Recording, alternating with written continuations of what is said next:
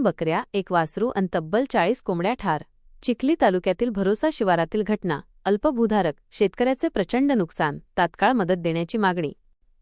चिखली तालुक्यात हिंस्र प्राण्यांचा वावर वाढला. चिखली तालुक्यातील भरोसा शिवारात हिंस्र वन्य प्राण्यांनी धुमाकूळ घातला आहे.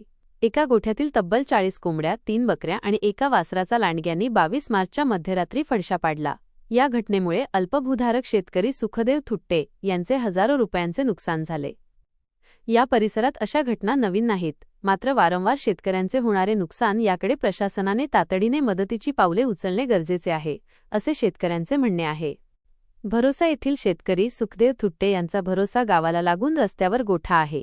शेतीला जोडधंदा म्हणून शेळी पालन व कुक्कुट पालनाचा व्यवसाय सुरू केला होता. त्यांनी आपल्या शेतातील गोठ्यात बांधलेल्या बकऱ्या आणि कोंबड्या लांडग्याने फस्त केल्या. मध्यरात्री जेव्हा ही घटना उघडकीस आली तेव्हा या शेतकऱ्याला धक्काच बसला. त्यांनी तातडीने पशुवैद्यकीय अधिकारी डॉक्टर विश्वास वानखेडे, वनरक्षक गजानन पोटे, वनपाल प्रदीप मुंढे, भरोसा भाग 1 चे तलाठी मगर यांना फोन करून माहिती दिली. तातडीने पंचनामा करावा व नुकसान भरपाई द्यावी अशी मागणी त्यांनी केली आहे. मी सुखदेव त्र्यंबक थुट्टे, गट नंबर 333.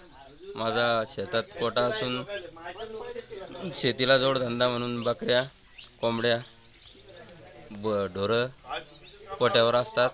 त्यातील सकाळी लांडग्यांचा हल्ला झाला. त्यात 3 बकऱ्या, 1 वासरू, 20 बकऱ्या, कोंबड्या याचा लांडग्यांनी संपूर्ण फडशा पाडला आणि माझं एकूण नुकसान झालं आहे.